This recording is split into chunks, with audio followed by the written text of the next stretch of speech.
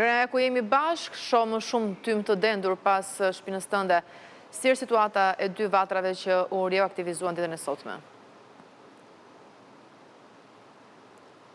Po Fabiola, në fakt, siç mund ta shohim dhe nga pamjet e drejtë për drejta, njëra nga vatrat e cila është ende aktive vijont, në fakt shkrumboi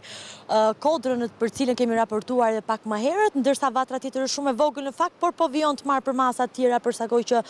edhe forcat e zjarfikseve nuk kanë mundësi për t'u afruar për shkak të terrenit shumë të vështirë malor. Nga ana tjetër, vatra e cila ka qenë më e madhe, le të themi, dhe me përmasa më të mëdha, vijon të djeg thuajse të gjithë kodrinën, sa po i ka ardhur edhe fundit të saj, duke lënë kështu pas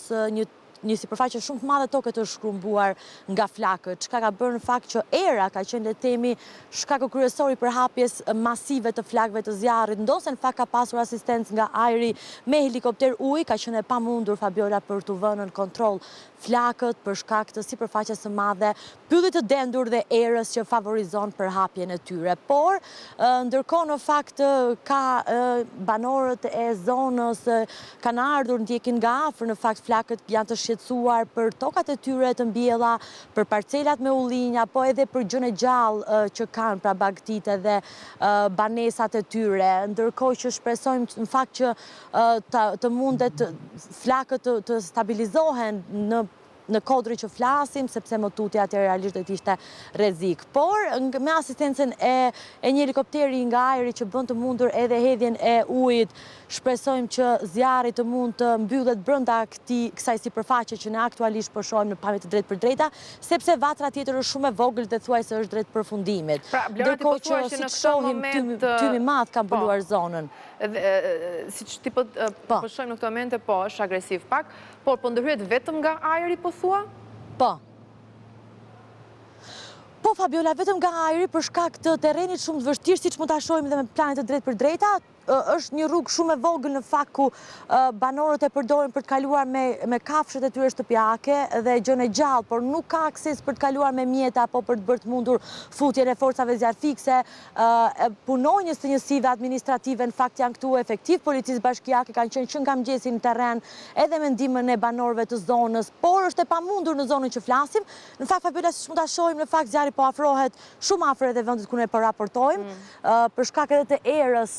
shumë të madhe që favorizon përhapjen, por edhe pyllit të kodrës me le të themi me pyetje të dendur që bën të pamundur le të themi afrimin e punonjësve të zjarfikses dhe autobotet me ujë. Ndërkohë asistenca e vetme le të themi ka qenë ajo nga ajri me një helikopter, që siç mund ta shohim dhe ka planet në fakt është duke u afruar për të bërë të mundur le të themi edhe hedhjen e ujit nga ajri, është i vetmi në fakt helikopter që deri tani ka asistuar në këtë zonë, por në fakt ka qenë e pamundur për t'i shuar totalisht flakët për shkak të pyllit shumë të dendur, por edhe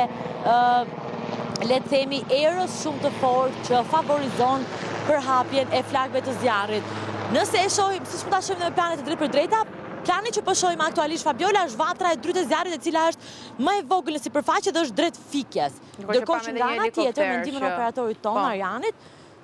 po, edhe helikopteri që sjell ujë dhe asiston nga ajri, si sa është pak më herët. Në fakt, sapo u bën dy Fabiola, kemi një në anën tjetër, edhe një sapo e pa me planet të drejtë për drejta, kjo për shkak të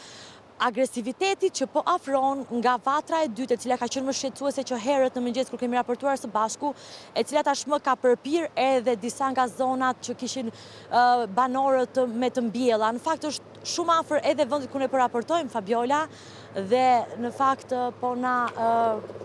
po shohim shumë afër edhe tymin, por edhe flakët që janë me një shpejtësi shumë të madhe, për shkak jo vetëm të pyllit të dendur, por dhe erës shumë të fortë që favorizon përhapjen e flakëve të zjarrit.